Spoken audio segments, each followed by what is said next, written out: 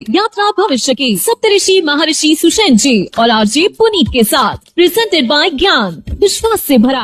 Welcome back, आप सबका स्वागत एक बार फिर से हमारे खास प्रोग्राम जिसका नाम है यात्रा भविष्य की, प्रेजेंटेड बाय ज्ञान, विश्वास से भरा। और ये यात्रा बहुत शानदार चल रही है। हमारे पास में लोगों के मैसेजेस, पिक्चर्स आ रहे हैं अपने भविष्य के बारे में जानने को लेकर। और इस खास प्रोग्राम में एक महान शख्सियत सप्तऋषि महर्षि सुषेण जी, जो कि दिव्य दृष्टा हैं, अपने अलौकिक ज्ञान से आपके भविष्य को जानते हैं। एक बार फिर से हमारे साथ जुड़ रहे हैं सर। बिग एफएम पे वेलकम है आपका। नमस्कार जी। सर, जैसा कि हम अभी लास्ट एपिसोड से आपसे बात कर रहे हैं, अलग अलग दिशाओं की हमने बात करी है, तो आज हम जानना चाह रहे हैं कि ब्रह्म स्थान क्या होता है। ये कई लोगों ने सवाल किया है, उसके बारे में बताइए, और क्या उपयोगिता है वो भी बताइए जी।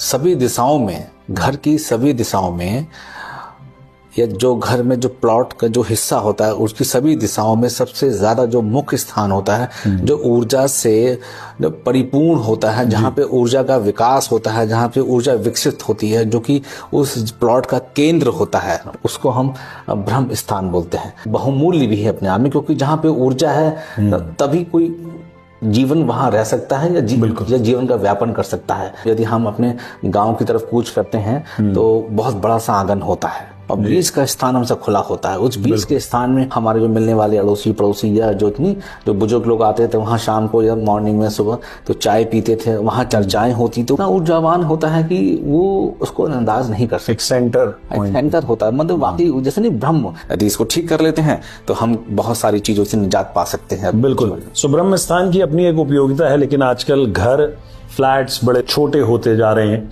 जहां पर इसकी कमी पाई जाती है, ऐसा महर्षि जी ने अभी बताया। आइए आप सबके सवाल जो आपने अपनी फोटो के माध्यम से हम तक भेजे हैं हमारे व्हाट्सएप नंबर पे, उनके बारे में बात करते हैं। अंजलि हैं सर, ये जानना चाह रही हैं कि गवर्नमेंट जॉब लगेगी या नहीं लगेगी, उसके बारे में आप बताइए। अंजलि शर्मा जी, आपकी जॉब जरूर लगेगी, और बहुत ज़्यादा लेट हुआ तो 2025, नहीं तो 2023 और 25 के मध्य में आपकी जॉब लग जानी चाहिए। पढ़ने में बहुत इंटेलिजेंट भी हैं, सब कुछ बहुत अच्छा है, लेकिन कहीं ना कहीं कुछ ऐसा हो जाता है एग्जामिनेशन टाइम पे या कुछ ऐसा जहाँ पारिवारिक चीज़ें आके इंटरफेयर कर लेती हैं ना, जहाँ पे आपका इन्वॉल्वमेंट ज़्यादा हो जाता है, फोकस नहीं हो पाती हैं। लेकिन इधर उन सबको थोड़ा सा नजरअंदाज करके आप अपने 1-2 साल, जो 1-1.5 साल जो बीच के जो हैं, इसी को फोकस करके आप अपने को उसमें देखें तो आप निश्चित क्वालिफाई होंगी और आपको गवर्नमेंट जॉब जरूर लगेगा। तो अंजलि जी, आप हमें देख रही हैं, सुन रही हैं, तो जरूर महर्षि जी ने जो कहा है आप उसे फॉलो करें। और जैसा कि एक लिसनर जो कि हमारे साथ डायरेक्टली कॉल पे गुरुजी से बात करने का मौका मिलता है, राजेश जी हैं। हाँ प्रणाम जी, जीते रहिए, खुश रहिए। मैं अपने बिजनेस को लेके आपसे पूछना चाहता हूँ कि बिजनेस के लिए मैं बहुत परेशान हूँ इस समय। आप कौन सा बिजनेस करते हैं? जी, मेरा ऑप्टिकल का बिजनेस है। देखिए, इस ऑप्टिकल के बिजनेस में थोड़ा सा उतार चढ़ाव आ सकता है। आप अपनी जगह में जो काउंटर है, जो एंट्रेंस है, उसके सामने ना रखिएगा, उसके अपोजिट में रखिएगा, या उसके एंट्रेंस के लेफ्ट साइड पर रखिएगा उस काउंटर को, ठीक है। और थोड़ा सा उतार चढ़ाव रहेगा। उसके बाद ये ऑप्टिकल का बिजनेस आपका बहुत राइज करेगा। एक दूसरी दुकान भी आप खोलने वाले हैं बहुत जल्दी, वो थोड़ी छोटी हो सकती है। ये बहुत लोग आपको राय देंगे इस काम को छोड़ दीजिए, इस काम को मत छोड़िएगा। हाँ, इसके पैरेलल में, ठीक है, थोड़ा सा प्रॉपर्टी का काम कर लीजिएगा, ठीक है। हाँ, बहुत ज्यादा इन्वॉल्वमेंट मत कर रखिएगा, प्रॉपर्टी का काम कुछ देख लीजिएगा, ठीक है। लेकिन हाँ, साइड इनकम आपकी स्टार्टअप हो जाएगी। तीसरी चीज ये है कि आपको अपनी सेहत का ख्याल रखना चाहिए, मेनली आपको अपने स्टमक रीजन का, ठीक है। डायबिटिक की भी मुझे शुरुआत लगती है कहीं ना कहीं आपके उसमें स्वास्थ्य में, तो वो थोड़ा सा आप एक रूटीन चेकअप डॉक्टर से करा लीजिए तो ज्यादा बेहतर रहेगा आपके लिए। जी जी जी, धन्यवाद जी, धन्यवाद। सो अब वक्त है ज्ञान की बात का। ज्ञान की बात सप्तऋषि महर्षि सुषेण जी के साथ। आज की ज्ञान की बात में हम दान की चर्चा करना चाहेंगे।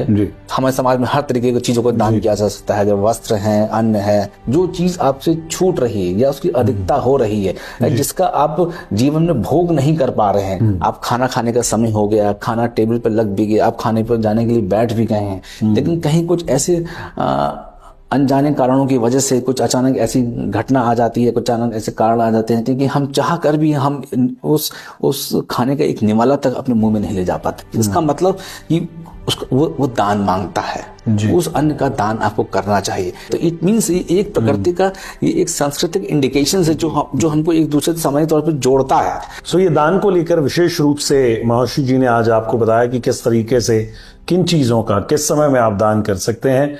Thank you so much sir, बहुत बहुत शुक्रिया हमारे साथ एक बार फिर से इस यात्रा में जुड़ने के लिए। धन्यवाद, बहुत बहुत नमस्कार जी।